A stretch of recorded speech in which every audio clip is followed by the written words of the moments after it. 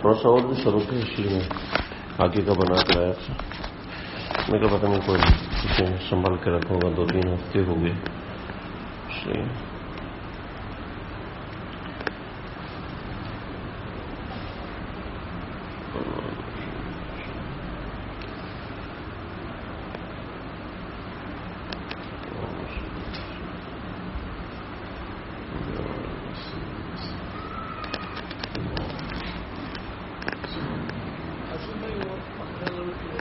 نہیں بس ضرورت نہیں.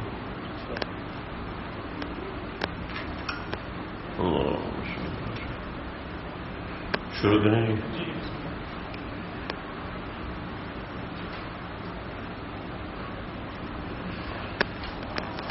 آج کا ہمارا درس انشاءاللہ سورہ نور کی آیت نمبر 23 سے لے کے آیت نمبر 29 تک ہوگا.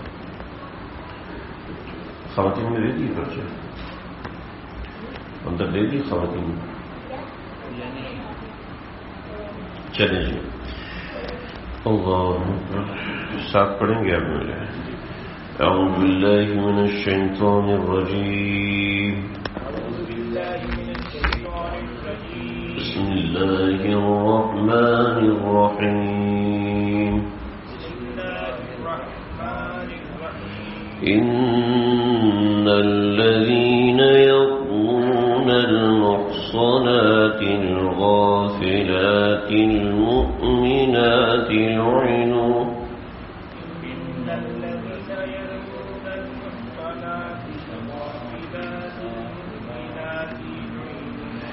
لعنوا في الدنيا والآخرة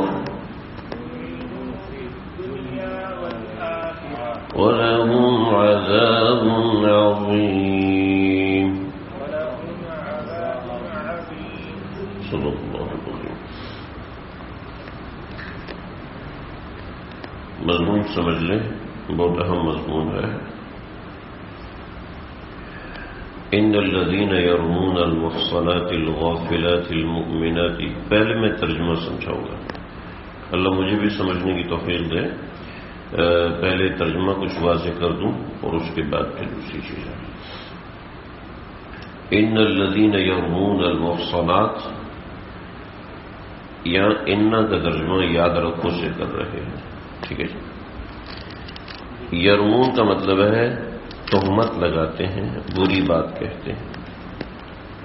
محصنات کا مطلب ہے نیک عورتیں. غافلات کا مطلب ہے بھولی بھالی سیدھی سادی. مؤمنات کا مطلب ایمان والی. ان الذین یرمون المحصنات الغافلات المؤمنات, اس کا معنی یہ ہوا کہ یاد رکھو وہ لوگ جو کہ مومنات, بھولی بھالی مومنات اور پاکیزہ عورتوں پر تہمت لگاتے ہیں. لعنوا, ان پر لعنت پڑ چکی ہے, ان پر پھٹکار پڑ چکی ہے, دنیا کے اندر بھی اور آخرت کے اندر بھی. ٹھیک ہے. لعنت کہتے ہیں البعد عن الرحمہ, رحمت سے دور ہونا. ٹھیک ہے. وَلَهُمْ عَذَابٌ عَظِيمٌ, اور ان کے لیے زبردست عذاب ہے. اس دن اپنے کفر کا, اس دن اپنی تہمتیں لگانے کا یہ لوگ انکار کریں گے. جب انکار کریں گے تو پھر کیا ہوگا؟ یوم تشہد علیہم, اللہ ان کے منہ پہ مہر لگا دیں گے. ٹھیک ہے. اور ان کے خلاف گواہی دیں گے. یوم تشہد علیہم, ان کے خلاف گواہی دیں گے. تشہدوں کی پروپوزیشن جب اعلیٰ آتی ہے تو اس کا مطلب ہے خلاف گواہی دینا. ٹھیک ہے. اعلیٰ عام طور پر جب پروپوزیشن کے طور پر استعمال ہوتا ہے تو وہ خلاف کے معنی میں ہوتا ہے. ٹھیک ہے جی. تو یوم تشہد علیہم, ان کے خلاف گواہی دیں گے. السنتہم, ان کی زبانیں, اپنی زبان. وَأَيْدِيهِمْ, اور ان کے اپنے ہاتھ. وَأَرْجُلُهُمْ, اور ان کے اپنے پاؤں. بِمَا كَانُوا يَعْمَلُونَ, ان کے اعمال کی وجہ سے. جو اعمال کیے ہوں گے وہی انہی اعمال کی ہاتھ گواہی دیں گے، انہی اعمال کی آنکھیں گواہی دیں گی، انہی اعمال کے پاؤں گواہی دیں گے۔ چنانچہ یومئذ اس دن یوفیہم اللہ پورا کا پورا دے گا اللہ دینہم ان کا بدلہ، الحق بالکل ٹھیک ہے، یہ حق کے ساتھ ان کو دیا جائے گا، کوئی ناحق نہیں دیا جائے گا۔ وَيَعْلَمُونَ اور ان کو پتہ چل جائے گا ان اللہ هو الحق کہ اللہ نے ٹھیک فیصلہ کیا ہے، اللہ ٹھیک فیصلہ کرنے والے ہیں۔ بعض اکابرین نے ترجمہ کیا اللہ حق ہے، تو ترجمہ سمجھ میں نہیں آ رہا، اللہ حق ہے تو معنی کیا ہے سمجھ میں نہیں آ رہا۔ تو حضرت تھانوی رحمۃ اللہ نے جو ترجمہ کیا بڑا اچھا سمجھ میں آتا ہے، ان اللہ هو الحق کہ اللہ ٹھیک فیصلہ کرنے والے ہیں۔ ٹھیک ہے، یہ ترجموں پر لکھا ہوا نہیں ہے، اگر آپ اپنے پاس جمع کر رہے ہیں تو اس کو لکھ لیں۔ المبین ساری بات کھول کے رکھ دے گا، ٹھیک ہے، المبین کا مطلب ہے بات کھول کے رکھنے والا، مبین بیان سے، بیان کے اندر بات کھول کے بیان کی جاتی ہے نا، ٹھیک ہے۔ چنانچہ کھلی ہوئی بات کیا ہے؟ الخبیثات للخبیثین بری عورتیں برے مردوں کے لیے ہوتی ہیں، ٹھیک ہے، بری عورتیں برے مردوں کے لائق ہوتی ہیں۔ اس سے بات بہت واضح ہو جاتی ہے، بہت سے اشکالات ختم ہو جاتے ہیں۔ بری عورتیں برے مردوں کے واسطے ہوتی ہیں، والخبیثون للخبیثات اور برے مرد بری عورتوں کے واسطے ہوتے ہیں، ٹھیک ہے۔ والطیبات اور پاکیزہ عورتیں للطیبین پاکیزہ مردوں کے لیے ہوتی ہیں، والطیبون للطیبات اور پاکیزہ مرد پاکیزہ عورتوں کے لیے ہوتے ہیں، ٹھیک ہے۔ اولئک اور یہ جو پاکیزہ عورتیں ہیں جن پر آپ نے تہمت لگائی ہے، مبرؤون یہ بالکل پاک ہیں، مما یقولون ان باتوں سے جو یہ لوگ کر رہے ہیں، یعنی اما عائشہ صدیقہ رضی اللہ عنہا اس بات سے بالکل بری ہے، اس بات سے بالکل بری ہے۔ بری تو ترجمہ تو سمجھ میں آ رہا ہے، یعنی آزاد ہیں، یعنی ان باتوں سے ان کا کوئی تعلق نہیں۔ لہم مغفرۃ ورزق کریم اور ایسے پاکیزہ لوگوں کے لیے مغفرت بھی ہے اور رزق کریم بھی ہے، یعنی عزت کی روزی بھی ہے، ٹھیک ہے۔ یعنی ایک آدمی ہے، اس کو آپ کھانا کھلا رہے ہیں لیکن گیٹ پہ بٹھا کے، عزت کی روزی نہیں۔ اور ایک آدمی ہے جس کے آنے سے پہلے کارپیٹ بچھایا جاتا ہے، صفائی کی جاتی ہے کہ آج مہمان آ رہے ہیں اور خاص مہمان آ رہے ہیں، جب وہ آتے ہیں تو ان کا اکرام، خوشبو لگائی جاتی ہے، پھول بچھائے جاتے ہیں اور یہ سب چیزیں کی جاتی ہیں، تو ان کو عزت کی روزی، تو لہم مغفرۃ ورزق کریم ان کو عزت کے ساتھ روزی کھلائی جائے گی، ٹھیک ہے جی، سمجھ میں آئی؟ آیت میں کوئی ابہام تو نہیں ہے نا، بات جڑ بھی رہی ہے نا، الگ تو نہیں ہے نا، آیتوں میں ربط بھی سمجھ میں آ رہا ہے۔ آگے دیکھ، یا ایھا الذین آمنوا، لہذا عزت کی روزی جب دی جائے گی جب تم گھر میں اجازت لے کے جاؤ گے، دیوار کود کے جاؤ گے تو کہاں سے ملے گی؟ یا ایھا الذین آمنوا اے ایمان والو، لا تدخلوا بیوتا غیر بیوتکم اپنے گھروں کے علاوہ کسی اور گھر میں جب جاتے ہو تو اس وقت تک نہ جاؤ حتی تستأنسوا جب تک تم اجازت نہ لے لو۔ استئناس کا مطلب ہے اجازت لینا، باقاعدہ اجازت لینا، ٹھیک ہے۔ ایک تو یہ ہے کہ آپ کو اجازت نہیں، باقاعدہ اجازت لے کے گھر جائیں۔ طریقہ کار میں بتاؤں گا انشاءاللہ۔ وتسلموا اور سلام کرو علی اہلھا گھر والوں پر، ذالکم خیر لکم یہی بہتر ہے تمہارے لیے، لعلکم تذکرون امید ہے تم خیال رکھو گے۔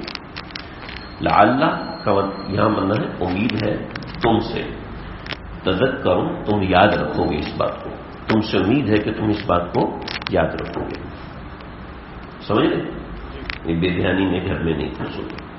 علماء فرماتے ہیں کہ یہ دوسروں کے گھر کے بارے میں بہتر ہے، اپنے گھر کے ساتھ بھی یہی معاملہ کیا جائے.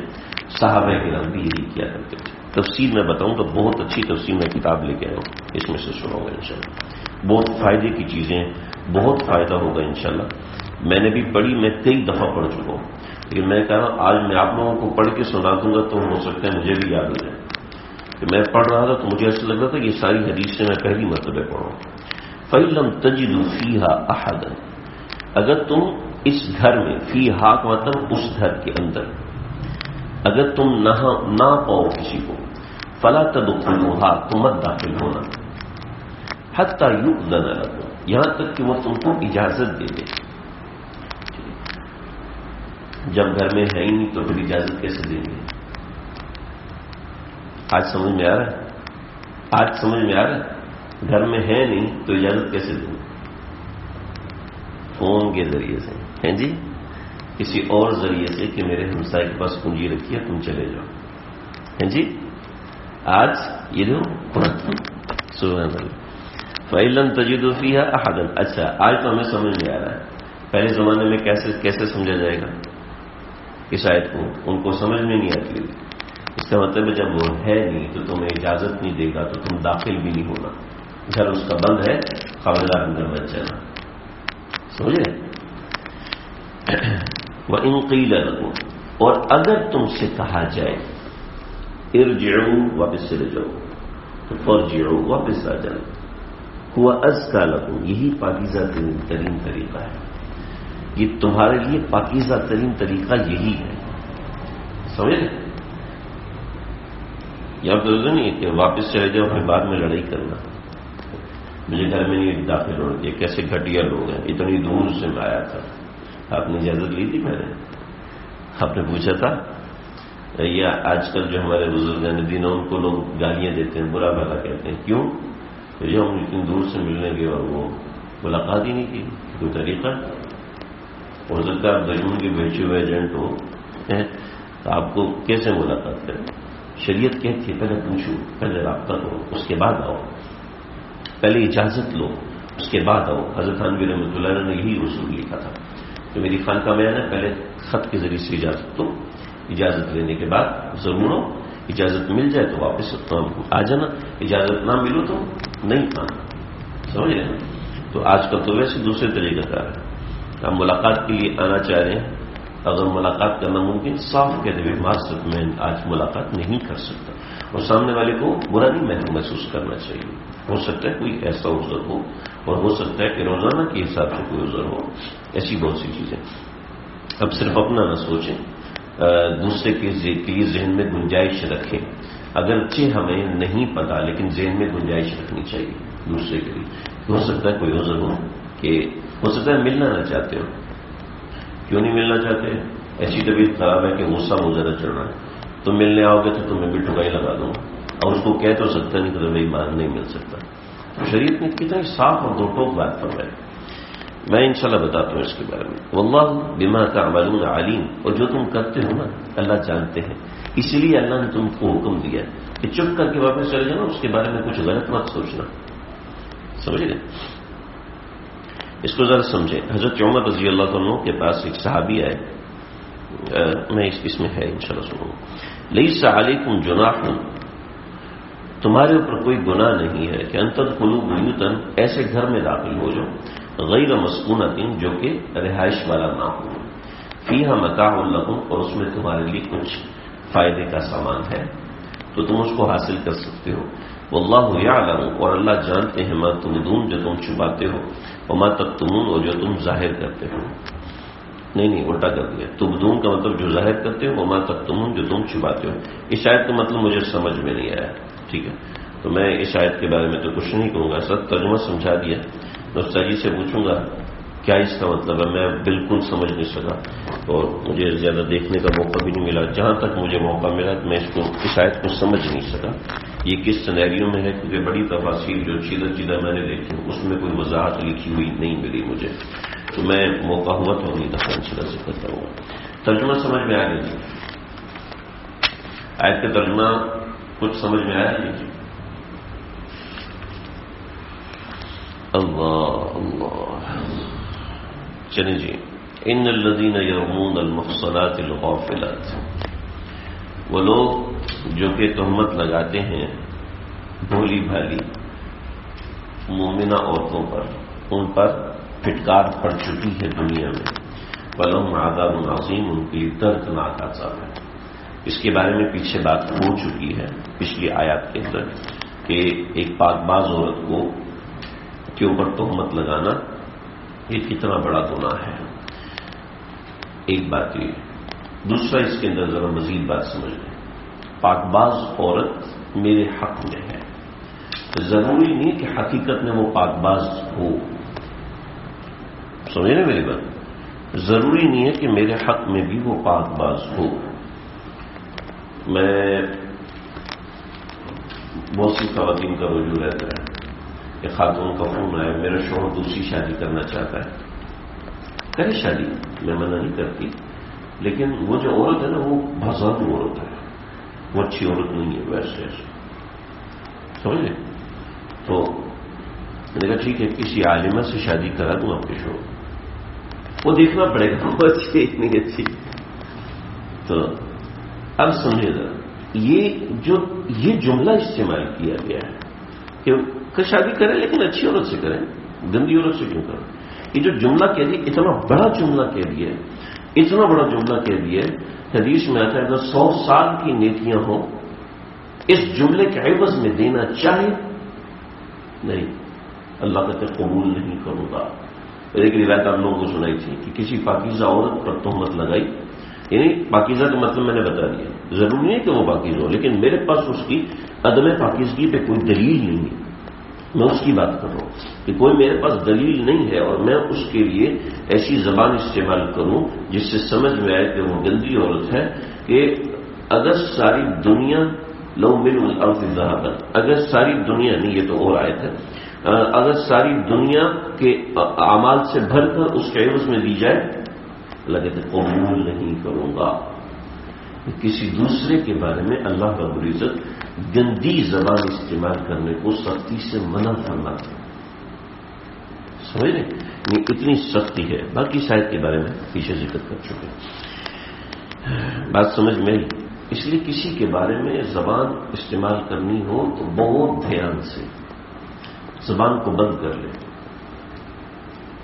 میرا دل چاہ رہا دوبارہ سنانے کا. امام مالک رحمۃ اللہ علیہ 19-20 برس ان کی عمر تھی اور ایک عورت کے بارے میں ایک عورت کا انتقال ہوا تو اس کو جو عورت غسل دے رہی تھی تو غسل کے درمیان اس نے کہا کہ یہ عورت فلانی فلانی ہے اور اچھی عورت نہیں تھی، لہذا دیکھو اب اس کے ساتھ اس کا جسم بھی بتا رہا ہے اور اس کے جسم سے اشارہ بھی کر رہا ہے کہ دیکھو یہ نظر بھی آ رہا ہے.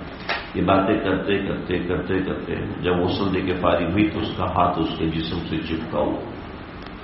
بچے بھی سن رہے تھے، صحیح تفصیل نہیں بتا. اس کا ہاتھ اس کے جسم سے چپک گیا. بہت مسئلہ ہوا، بہت مسئلہ ہوا.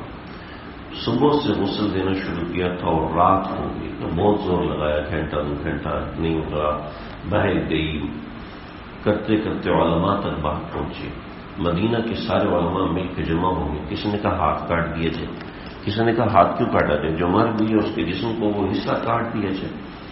اور لیکن جسم کا حصہ ایسا ممکن نہیں تھا، جسم کو 2 ٹکڑے کرنا پڑتا. انہوں نے کہا نہیں ہم تو اجازت نہیں دیں، سوال ہی پیدا نہیں ہوتا جسم کا وہ ٹکڑا کاٹنے کے. جسم کا ٹکڑا کاٹ دیے جو تو ہاتھ کی وہ آگے تو وہ چپکا ہوا کیسے ہوتا ہے.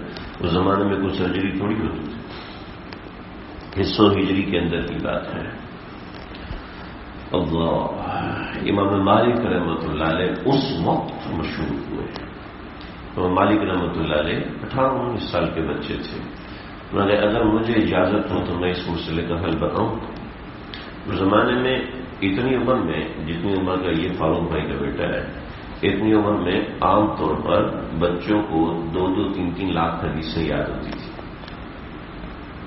ٹھیک ہے، کیونکہ 6 برس کی عمر میں بچوں کو ڈال دیتے تھے حدیثیں یاد کرو، زبانی حدیث زبانی یاد کرو. قرآن مجید تو ویسی بچپن میں مائیں یاد کرا دیتی تھی. حفظ کے مدرسے کیا ہوتے تھے تو یہ حفظ حدیث کرتے تھے. علی بن مدینی رحمۃ اللہ علیہ فرماتے تھے، امام بخاری رحمۃ اللہ علیہ ایک مرتبہ 12 برس کی عمر تھی، 11 اور 12 برس عمر، 2 روایتیں لکھی۔ امام بخاری رحمۃ اللہ علیہ آئے، بیٹھے ہوئے 12 سال کے بچے، تو امام بخاری رحمۃ اللہ علیہ، علی بن مدینی نے روایت پڑھی تو امام بخاری نے ٹوکا بطور مثال، ابراہیم سعود سے روایت نقل نہیں کرتا۔ کہنے لگے جاؤ چپ ہو جاؤ، تمہیں کیا پتا۔ ان کی عمر تھی 70 برس، امام بخاری کی عمر تھی 12 برس۔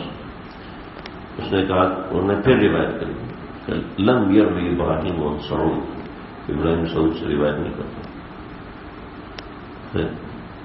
تمہیں یقین ہے؟ تم کیسے کہہ سکتے ہو؟ وہ سمجھا عام سا بچہ ہے، نہیں آپ اصل نسخے میں دیکھیں۔ کہا ٹھیک ہے، اٹھ کے گئے کتاب میں سے دیکھیں اصل نسخہ، باہر نکلے۔ ابراہیم پھر کس سے روایت کروں؟ ابراہیم محمود سے روایت نکل کرتا، محمود سعود سے روایت نکل کرتا، درمیان میں آپ ایک راوی کو کھا رہے ہیں، اسکپ کر رہے ہیں۔ فرماتے تھے جب یہ بچہ درس میں آ جاتا تو میں گھبرا جاتا تھا، اللہ خیر کرے آج پھر کوئی غلطی نکالے گا۔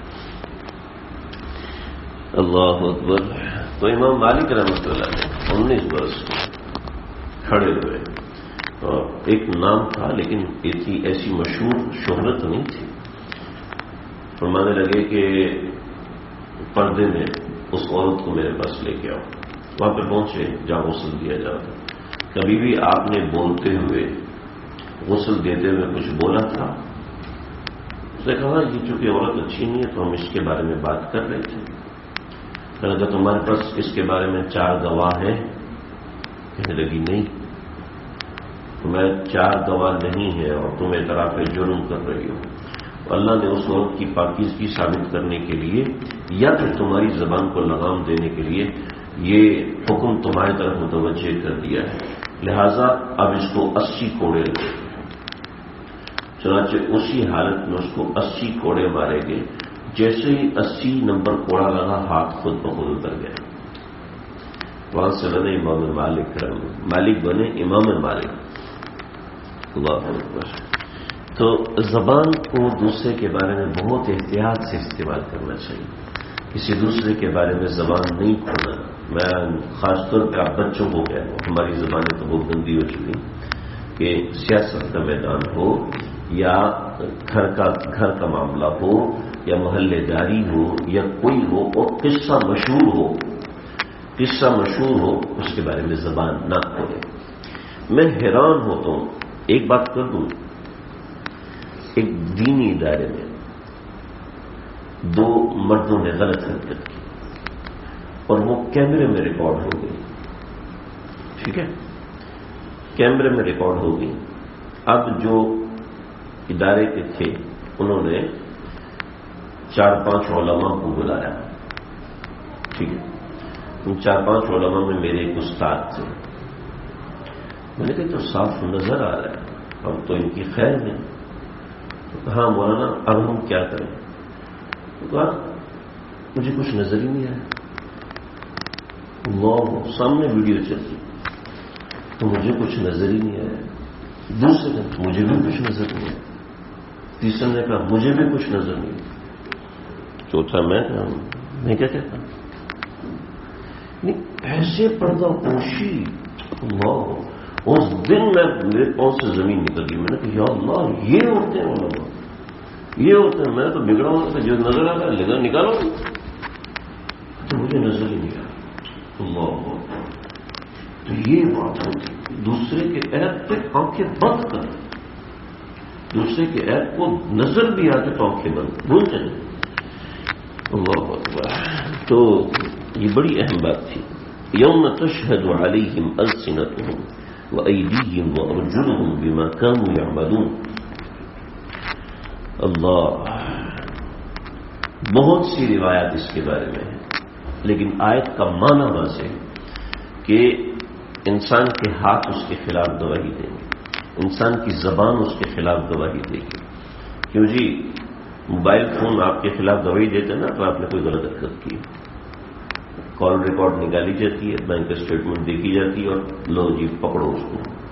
آپ ہی کا بینک اکاؤنٹ آپ کے خلاف گواہی دے رہا ہوتا ہے، یہ دیکھو رشوت کے پیسے آئے ہیں جی، آپ ہی کا بینک اکاؤنٹ ہے جو آپ ہی کے نفع کو دیتا ہے، آپ ہی کے حکم پر اشاروں پہ ناشتہ چلتا ہے، لیکن آپ کے خلاف گواہ بن جاتا ہے۔ آپ ہی کا موبائل فون آپ کے خلاف گواہ بن جاتا ہے، ڈیٹا ریکارڈ نکالتے ہیں، ڈیٹا ریکارڈ نکل جی آپ کے فلاں سے رابطے ہیں، گواہ بنتے ہیں۔ ایسی آپ ہی کا ہاتھ آپ ہی کے خلاف گواہ بنے گا اگر آپ نے ایسا کفر کیا ہے۔ آپ سے مراد یہ کفار سے یوم تشہد مخاطب پسی گا نا کہ تمہارے خلاف گواہی، ان کے خلاف گواہی مخاطب نہیں غائب پسی ہے، ان کے خلاف گواہی دیں گے ان کی زبانیں، ان کے ہاتھ اور ان کے پاؤں۔ بھائی ہاتھ اور پاؤں کیسے بولیں گے؟ حضرت تھانوی نے سیدھا سا فرمایا زبان جیسے بولتی ہے، زبان کیسے بولتی ہے، لیکن خدا را کبھی تنہائی میں بیٹھ کے غور کیجیے گا زبان بول کیسے لیتی ہے۔ کبھی سوچا آپ لوگوں نے؟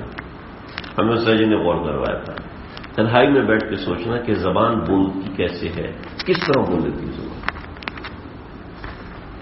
یقین کریں 2-2 3-3 گھنٹے سوچنے کے بعد بھی سمجھ میں نہیں آیا زبان کیسے بولتی ہے۔ اگر آپ میں سے کسی کو سمجھ میں آیا تو بتانا۔ ENT اسپیشلسٹ سے میں نے بات کی، بھائی زبان بولتی کیسے، کوئی سائنسی اعتبار سے بتاؤ۔ بولے تو کیسا سمجھ گیا ہے، یہ سمجھ میں نہیں آیا۔ لندن کے بہت بڑے ڈاکٹر سلمان میرے دوست ہیں، چونکہ پڑھ رہے تھے مدرسہ تو اس کے حوالے سے مشورے میں بات چیت کرتے تھے۔ میں نے کہا یار ذرا بتانا یہ زبان کیسے بولتی ہے۔ نہیں بھائی تم نے بھی نہیں پتا کہ اتنے بڑے ڈاکٹر ہیں، ٹیسٹ بڈرز کو چیک کرتے ہیں، وہ 10,000 ٹیسٹ بڈرز وغیرہ۔ بیٹا آپ لوگ جاؤ، شاباش آپ لوگ پہنچو نا، یہ تھوڑا دماغ دھیان سے سننا پڑتا ہے نا، آپ لوگ بہت بات کرو گے تو مزہ نہیں آئے گا۔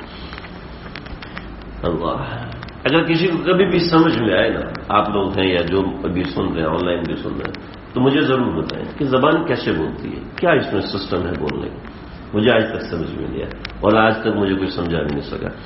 تو ایسے نہیں کہ کسی نے سمجھانے، فرضی بلے تو بہت چھکے مارتے ہیں، تو ایسے بھی کئی لوگوں نے، کئی ڈاکٹروں نے سمجھانے کی کوشش کی، لیکن زبان کیسے بولتی ہے، کس طرح حرکت میں آتی ہے، نہیں سمجھ میں آتی۔ ایسی اللہ رب العزت نے اس میں طاقت رکھی ہے۔ اگر زبان ہی میں طاقت ہے تو بکری بھی باتیں کیا کرے۔ زبان میں طاقت ہے، جو اس کی زبان موٹی ہوتی ہے تو کتے کی تو پتلی ہوتی ہے، وہ کیوں نہیں بات کر سکتا؟ گدھا کیوں نہیں بات کر سکتے، گھوڑا کیوں نہیں بات کر سکتے، چڑیا کیوں نہیں بات کر سکتے؟ وہ ایک مخصوص ساز ہی کیوں نکال پاتے ہیں؟ اس کے علاوہ ان کی زبان سے کچھ اور کلمات کیوں نہیں نکلتے؟ اللہ تو یہ گواہ بنیں گے، اپنے ہی ہاتھ اپنے خلاف گواہ بنے گا۔ یقین کریں میں مغرب سے لے کر عشاء تک سوچا ہے کہ یوم تشہد علیہم السنتہم وایدیہم وارجلہم کے اوپر کیا مثال دوں۔ جو جلال الدین رومی رحمۃ اللہ علیہ اور دیگر حضرات نے جو مثال لکھی وہ فحش مثال ہے، تو بچے بھی ہوتے ہیں، خواتین بھی ہیں، تو نہیں دی جا سکتی، لیکن وہ مثال بہت صاف ستھری۔ ابھی آپ لوگ بیٹھے ہوئے ہیں تو آپ لوگوں کی برکت سے ہے کہ بینک اکاؤنٹ گواہ ہے، موبائل فون ہمارے بارے میں گواہ ہے، تو یہ سامعین کی برکت ہوتی ہے۔ یومئذ یوفیہم اللہ دینہم الحق، اللہ اس دن کسی پہ ظلم نہیں کریں گے۔ وَيَعْلَمُونَ أَنَّ اچھا اس آیت کے بارے میں بہت سی بات ہے۔ کفار قیامت کے دن انکار کر دیں گے کہ اللہ جی ہم تو کافر تھے ہی نہیں، یہ جو نامہ اعمال میں لکھا ہے یہ غلط لکھا ہوا ہے، یہ جھوٹ لکھا ہوا ہے۔ تو اللہ حجت تام کرنے کے لیے ان کی زبان پہ مہر لگا دیں گے اور ان کے اعضاء بولیں گے، تو پھر وہ اعضاء کو مخاطب کر کے گا تجھے ہی جہنم سے بچانے کے لیے میں یہ سب کر رہا تھا، لیکن اب تو خود ہی جہنم میں جانا چاہتے تو میں کیا کر سکتا ہوں، اس طرح کی باتیں کریں گے۔ وَيَعْلَمُونَ أَنَّ اللَّهَ هُوَ الْحَقُّ الْمُبِينُ، اللہ ہی ٹھیک فیصلہ کرنے والے ہیں اور ساری بات کھول کے دینے والے ہیں، اور ساری بات جو ہے وہ یہ اس ترجمے کے اندر جو بات آئی اس میں بہت سے اشکالات ہوتے ہیں، ان سارے اشکالات کو یہ ترجمہ حل کر دیتا ہے جو میں نے آپ کے سامنے عرض کیا۔ مثلا یہ الخبیثات للخبیث، اس سے بہت سے لوگ یہ بات نکالتے ہیں، سمجھ میں آتی ہے کہ اگر مرد گندا ہے تو بیوی بھی گندی ہوگی، اگر بیوی گندی ہے تو اس کا شوہر بھی گند کرے گا، ٹھیک ہے، یہ کوئی بات نہیں ہے، ٹھیک ہے نا، ایسا کوئی قاعدہ قرآن نے نہیں بتایا، ٹھیک، اس آیت سے وہ لوگ جنہوں نے قرآن مجید کسی سے پڑھا نہیں، بس اپنے ہی اشتہاد سے پڑھا، یا پڑھا ہے تو یہودیوں سے پڑھا ہے، تو پھر وہ اس قسم کا استدلال کرتے ہیں، حالانکہ ایسا کوئی مسئلہ نہیں۔ ہو سکتا ہے شوہر گندا ہو، بیوی انتہائی پاک باز ہو، بیوی انتہائی نیک سیرت ہو، ٹھیک ہے، تو ایسا بھی ہو سکتا ہے۔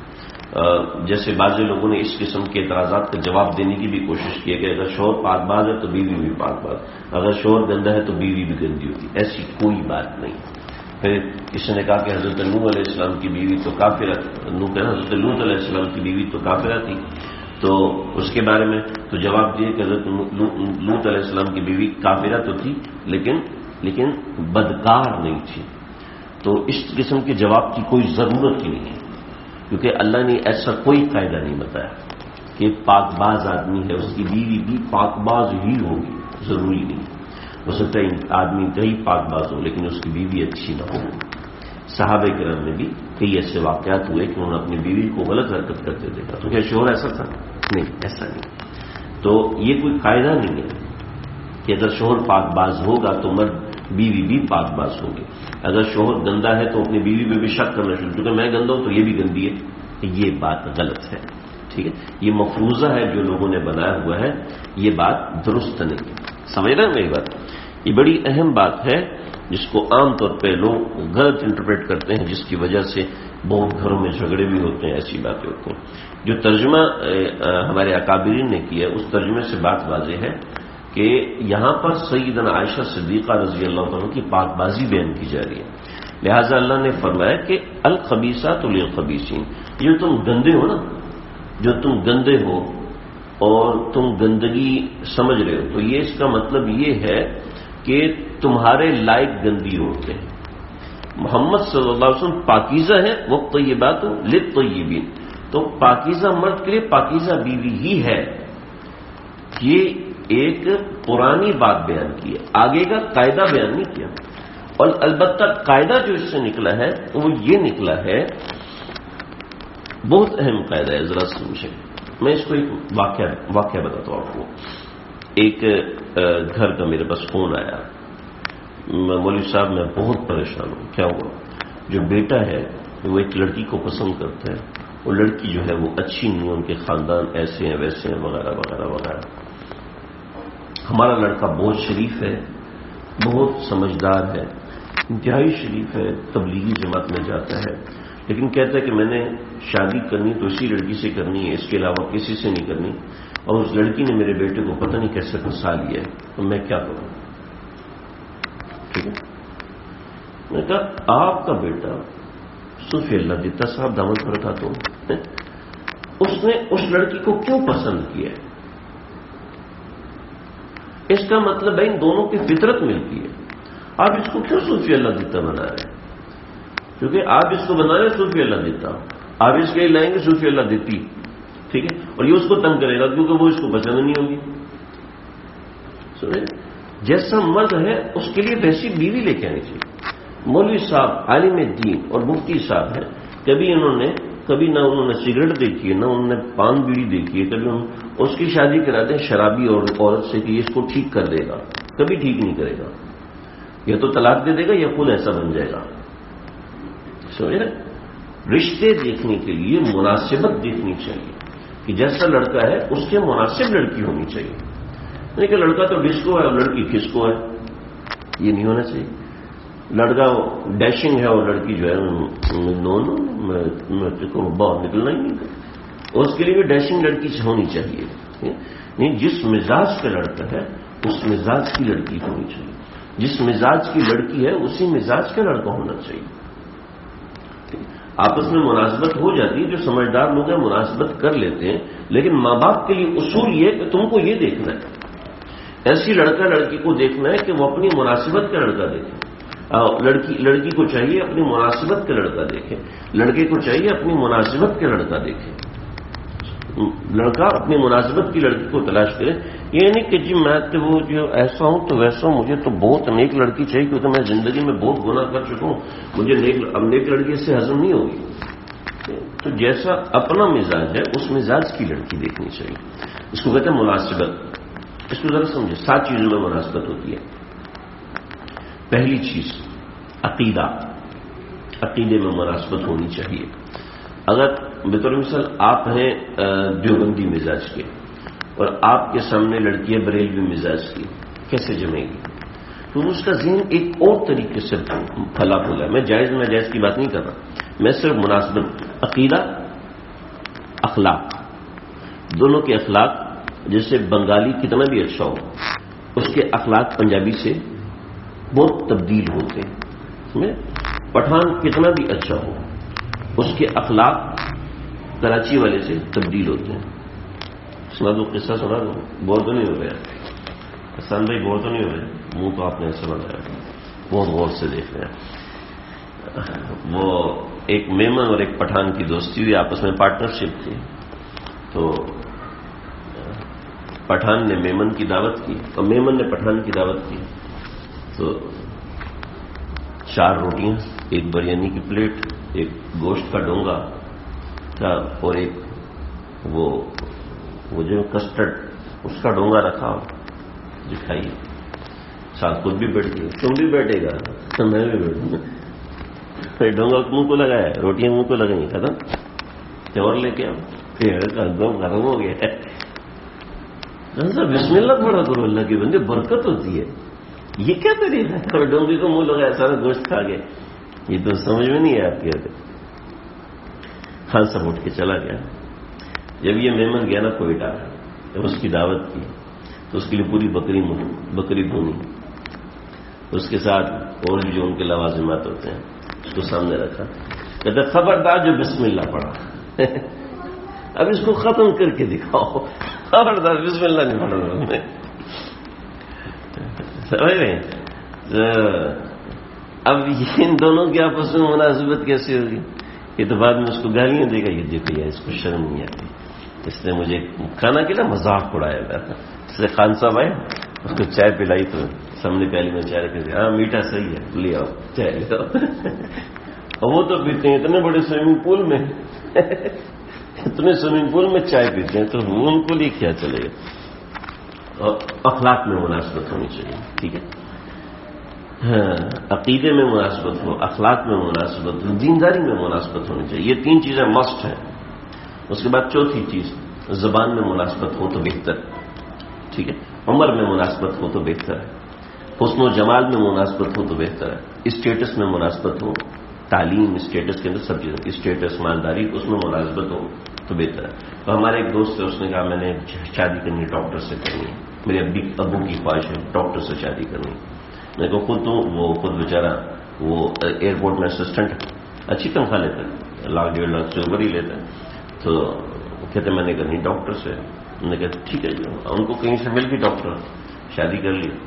آئے میرے پاس 6 مہینے بعد پریشان. کیا ہوا؟ کہتی ہے وہ گھر چلی گئی. کہتے تمہارے گھر میں کلٹس ہے، میں تو کورونا سے کم گاڑی پہ بیٹھتی نہیں، میں اس میں بیٹھتی ہوں، مجھے تو نہیں لگتی، شرم آتی گاڑی میں بیٹھنے. لوگ میرے بارے میں کیا سمجھیں گے، کتنی غریب ہے. کہتے میں دے مار کی کلٹس لی، تو مار کی کلٹس لی اور یہ لڑائی کر رہی ہے. اب میں کیا کروں؟ میں نے کہا بھائی لیڈی ڈاکٹر ہے، ظاہر بات ہے اس کا اسٹیٹس اور ہے، آپ کا اسٹیٹس آپ خیال کرو. بک تو میں تو نہیں کر سکتا کچھ، تو اسٹیٹس ایک ہونا چاہیے. ٹھیک ہے، یعنی ایک مطلب یہ کہ ان میں سے بھی سن، ایسا نہیں کہ لڑکی بہت امیر ہو، لڑکا بہت غریب ہو، لڑکی بہت غریب ہے، لڑکا بہت امیر ہے، ایسا بھی نہ ہونا چاہیے. ٹھیک ہے نا. تو یہ الخبیثات للخبیثین والخبیثون للخبیثات والطیبات للطیبین والطیبون للطیبات اولئک مبرؤون مما یقولون لهم مغفرۃ ورزق کریم. جو پاکیزہ لوگ ہوتے ہیں اللہ ان کی روزی کی بھی برکت دیتے ہیں. یا ایھا الذین آمنوا لا تدخلوا بیوتا غیر بیوتکم حتی تستأنسوا وتسلموا علی اہلھا. گھر میں داخل نہیں ہونا جب تک گھر میں گھر کی اجازت نہ ہو. ٹھیک ہے، اسی طریقے سے اس میں فون بھی داخل ہے. ٹھیک ہے، آپ ایک بندے کو اب 1 گھنٹے کے اندر فون کر رہے ہیں، کوئی 32 کالیں کر رہے ہیں 10-15 منٹ کے اندر 32 کال. میں کل پرسوں جھیلا ہے، میں جلدی سے فون کروں جی مولوی صاحب خواب آیا، 32 فون آئے. خواب آیا، وہ فون اتنی ایمرجنسی تھی آپ کو خواب پوچھنے. تو یہ تو میں نے بعد میں کہا ان کا خواب سننے کے بعد، اتنی ایمرجنسی تھی. میں 32 خون وہ اصل بہت ایمرجنسی تھا. جی معاملہ کپڑوں پہ مچھر مرا ہوا تھا, نماز ہوگی نہیں ہوگی؟ اللہ کے بندے رات 3 بجے آپ پوچھ رہے ہیں نماز ہوگی. تو یہ بڑی اہم بات ہے. لا تدخلوا بیوتا غیر بیوتکم حتی تستأنسوا وتسلموا علی اہلکم. بڑی مزے کی باتیں ہیں. میں ان آیات کے بارے میں بہت سی روایت اکٹھی ہیں, میں چاہ رہا ہوں کہ میں اس کو پڑھ لوں تاکہ آپ حضرات اس کو سمجھ لیں, سن لیں. صحیح حدیث میں حضرت ابو موسیٰ عشری حضرت عمر فاروق کے پاس گئے. حضرت ابو موسیٰ عشری بڑے اکابر صحابہ میں سے تھے.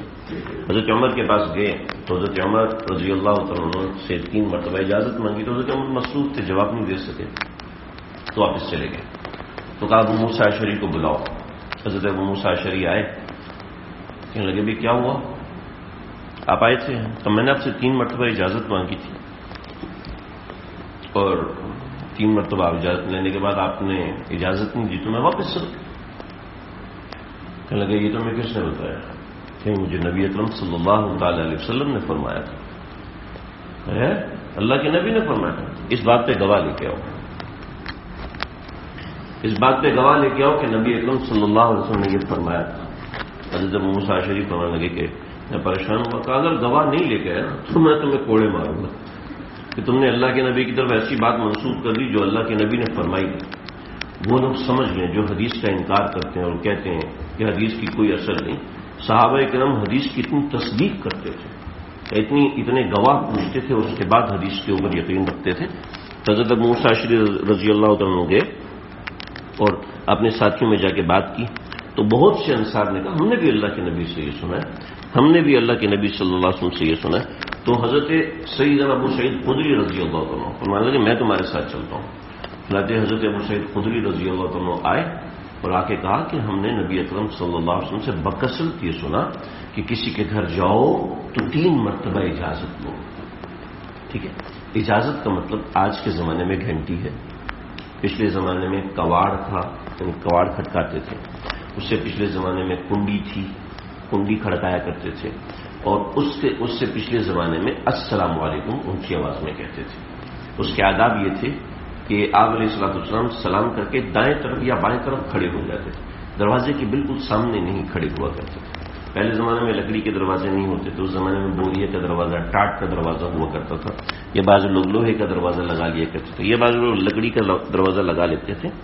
تو آپ صلی اللہ علیہ وسلم سائڈ میں, تو آپ صلی اللہ علیہ وسلم اس طریقے سے اجازت بھی لیا کرتے تھے اور اس طریقے سے آپ علیہ الصلوۃ والسلام نے اجازت لینے کا حکم بھی فرمایا. تو حضرت عمر فرمانے لگے کہ مجھے اس وقت پہ افسوس ہے, میں اس وقت بازار کے لین دین میں لگا رہا اور میں اس مسئلے سے غافل رہا, کاش مجھے پہلے پتا ہوتا. ایک مرتبہ نبی اکرم صلی اللہ علیہ وسلم نے حضرت سعد بن عبادہ کے گھر گئے. حضرت سعد بن عبادہ کے ساتھ حضرت قیس بھی تھے. حضرت قیس چھوٹے صحابی ہیں, حضرت سعد بن عبادہ بڑے صحابہ میں سے, انصاری صحابہ میں سے. حضرت سعد بن عبادہ کو باہر سے اجازت لینے کے لیے بولے السلام علیکم ورحمۃ اللہ وبرکاتہ. روایت میں پورے الفاظ ہیں. سعد بن عبادہ وعلیکم السلام ورحمۃ اللہ وبرکاتہ. حضرت قیس نے جواب کیوں نہیں دیا کچھ. پھر آپ نے دوسری مرتبہ کہا السلام علیکم ورحمۃ اللہ وبرکاتہ. حضرت سعد بن عبادہ وعلیکم السلام ورحمۃ اللہ. حضرت قیس نے بھائی کیا کر رہے ہو, باہر گرمی ہو رہی. پھر تیسری مرتبہ آپ نے سلام کیا تو آپ نے جواب دیا اور پھر باہر بھاگے. آپ جب واپس جا رہے تھے تو سعد بن عبادہ نے آپ کو واپس بلایا.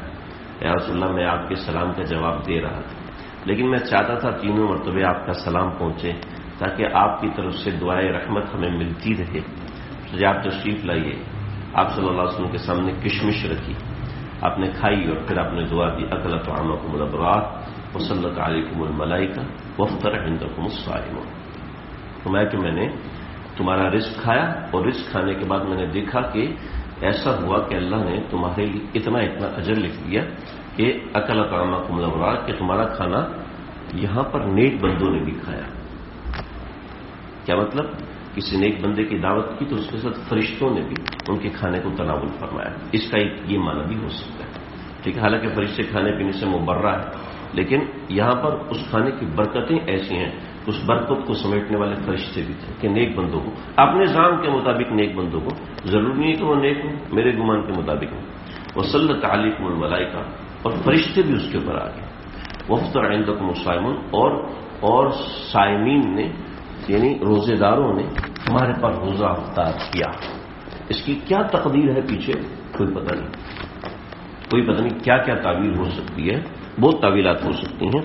یعنی روزے داروں کا روزہ افطار کرنے کا بھی اجر دیا جائے گا جو مہمان کو کھانا کھلائے گا، اسی طریقے سے بہت سی فضیلتیں آئی ہیں کھانا کھلانے کی۔ ای الاسلام افضل، سب سے بہتر اسلام کا فرمایا کہ کھانا کھلانا ایک کیا الفاظ ہیں، اطعام الطعام وطیب الکلام، کھانا کھلانا اور اچھی بات کہنا۔ اللہ اور بھی بہت سی روایت ہیں۔ حضرت سعد بن عبادہ رضی اللہ عنہ نے اور بھی ان کے بارے میں روایت ہیں۔ اللہ اکبر۔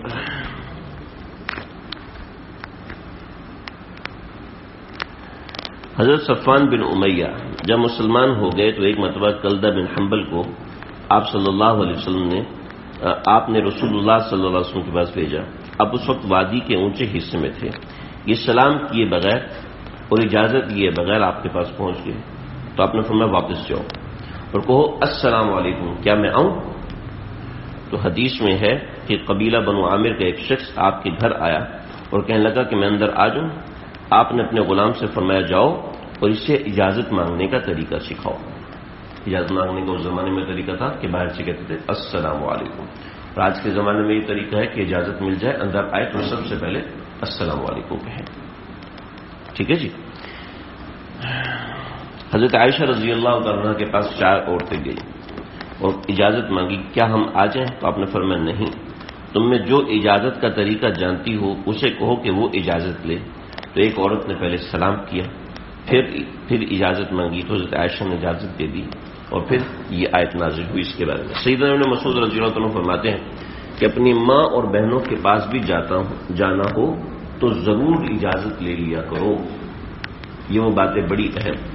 حضرت ابن مسعود فرماتے ہیں کہ اپنی ماں اور بہنوں کے پاس بھی جانا ہو یعنی ان کے کمرے میں جانا ہو تو ضرور اجازت لے لیا کرو۔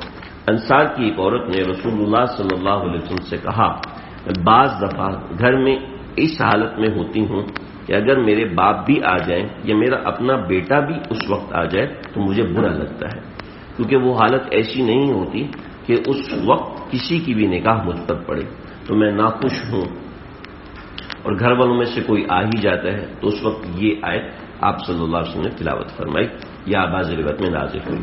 حضرت ابن عباس فرماتے کہ 3 آیتیں ہیں کہ لوگوں نے اس پر عمل چھوڑ دیا ہے۔ ایک تو یہ اللہ فرماتے ہیں تم میں سب سے زیادہ بزرگی والا وہ ہے جو سب سے زیادہ خوف الہی رکھتا ہے، اور لوگوں کا خیال ہے کہ سب سے برا وہ ہے جو سب سے زیادہ امیر ہو۔ سمجھ؟ اور ادب کی آیتیں بھی لوگ چھوڑ بیٹھے ہیں۔ حضرت عطا نے ان سے پوچھا کہ میرے گھر میں میری یتیم بہنیں ہیں جو ایک ہی گھر میں رہتی ہیں اور میں انہیں پالتا ہوں، کیا ان کے پاس جانے کے لیے مجھے اجازت کی ضرورت ہے؟ تو آپ صلی اللہ علیہ وسلم نے فرمایا ہاں ضرور اجازت طلب کیا کرو۔ میں نے دوبارہ یہی سوال کیا کہ شاید کوئی رخصت کا پہلو نکلے، تو آپ نے فرمایا کیا تم ان کو برہنہ دیکھنا پسند کرو گے؟ میں نے کہا کہ نہیں، اور میں تو پھر ضرور اجازت مانگا کروں۔ میں نے پھر یہی سوال دہرایا تو آپ نے فرمایا کیا تو اللہ کا حکم مانے گا یا نہیں مانے گا؟ میں نے کہا ضرور مانوں گا۔ آپ نے فرمایا تو پھر بے اطلاع ہرگز ان کے پاس نہ جاؤ۔ حضرت طاؤس فرماتے ہیں کہ محرمات ابدیہ پر ان کی عریانی کی حالت میں نظر پڑ جائے اس سے زیادہ برائی میرے نزدیک اور کچھ نہیں ہے۔ اب خود دیکھیں کہ محرمات ابدیہ یعنی مائیں بہنیں وغیرہ خود ہی لباس ایسا پہنے کہ جو تنگ لباس ہو، خود ہی ایسا لباس ہو کہ جس کا سینہ اتنا کھلا ہوا ہے کہ جسم اس میں جھلک رہا ہو، تو خود آپ سوچیں کہ کتنا بڑا گناہ گھر میں ہو رہا ہے۔ ابن مسعود رضی اللہ عنہ کا قول ہے کہ اپنی ماں کے پاس بھی گھر میں بغیر اجازت مت جاؤ۔ حضرت عطا سے پوچھا کہ بیوی کے پاس بھی بغیر اجازت کے نہ جائے؟ فرمایا کہ یہاں اجازت کی ضرورت نہیں۔ یہ قول بھی محمول ہے اس پر کہ اجازت مانگنے کی ضرورت عام طور پر نہ ہو، لیکن اگر بیوی کا ایسا معاملہ ہے تو بھی اس سے اجازت لینی چاہیے۔ تاہم فرمایا کہ اطلاع ضرور ہونی چاہیے کہ آپ گھر میں آنے والے ہیں. ممکن ہے کہ وہ اس وقت ایسی حالت میں ہو کہ وہ نہ چاہتی ہو کہ میرا خاوند مجھے اس حالت میں دیکھے. اس کی تفصیل آگے ہے.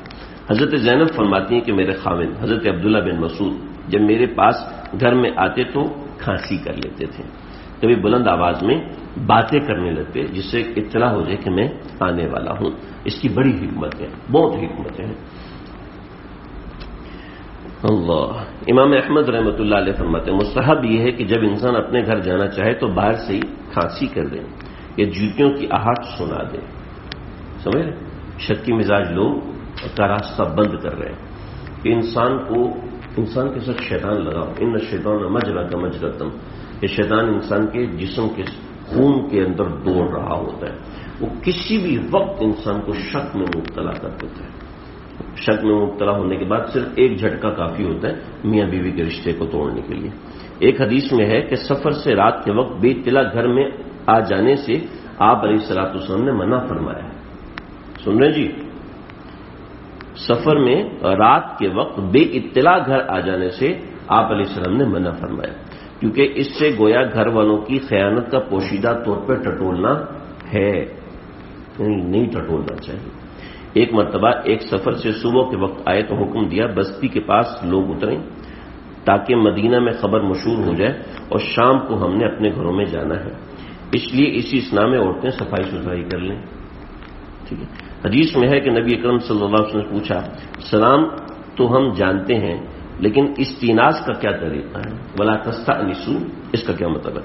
آپ نے فرمایا کہ سبحان اللہ, الحمدللہ, اللہ کو بلند آواز میں کہہ دینا یا کھنگار دینا جس سے پتہ چل جائے کہ کوئی گھر میں آ رہا ہے. جو آج کرتے ہیں نا وہ یہ منع ہے. ٹھیک ہے نا, سمجھ گیا آپ نے, ہوتا ہے نا ایسے, تو یہ منع ہے. اس کی بہت سی وجوہات ہوتی ہیں, بہت سی چیزیں ہوتی ہیں. اللہ. مقاتل بن حیان فرماتے ہیں کہ جاہلیت کے زمانے میں سلام کا دستور نہیں تھا. ایک دوسرے سے ملتے تھے لیکن سلام نہیں کرتے تھے. کسی کے گھر جاتے تو اجازت نہیں لیتے, یوں ہی جا دھمکتے اور پھر کہہ دیتے میں آ گیا ہوں.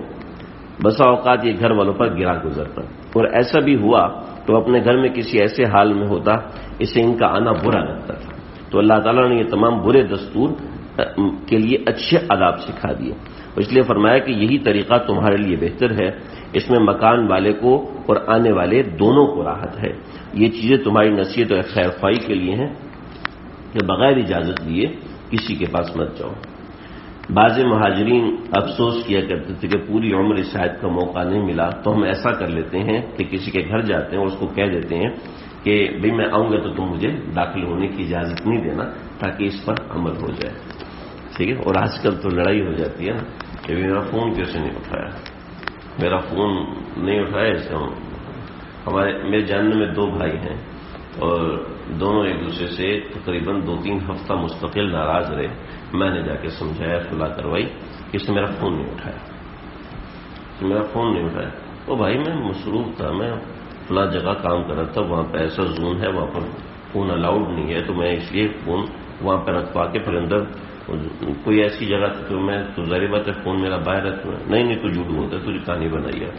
تو یہ اس نوعیت کی چیزیں. اللہ مجھے آپ کو ہم سب کو قرآن کی سمجھ عطا فرمائے اور دین کی سمجھ بھی صحیح طریقے سے عطا فرمائے. باقی دعوانا الحمدللہ رب العالمین.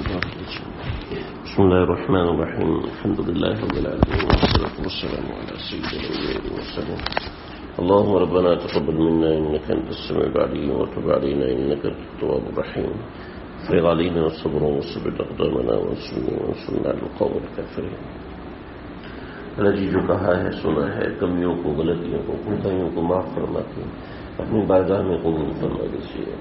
میرے آنے کو, حضرات کے آنے کو, خواتین بیٹھی سن رہی ہیں ان کے آنے کو, جو دور دراز علاقوں میں سن رہے ہیں, اللہ ان کے بیٹھنے کو سننے کو قبول فرما دیجیے. اے اللہ اس کو ہمارے حق میں قبول فرما لیجیے.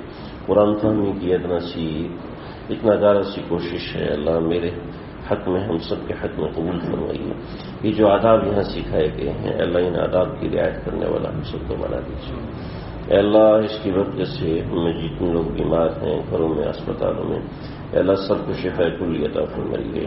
اے اللہ جن جن لوگوں کے والدین بیمار ہیں پریشانی میں ہے، تکلیف میں ہے، اے اللہ ان سب کی تکلیفوں کو، پریشانیوں کو دور فرما دیجیے۔ جن لوگوں کے بچے پریشانی میں، تکلیف میں، اے اللہ ان کی پریشانیوں کو دور فرمائیے۔ جو بچے حفظ قرآن کر رہے ہیں، اللہ ان کے حفظ قرآن کے لیے زبان کھول دیجیے، ذہن کھول دیجیے، سینہ کھول دیجیے۔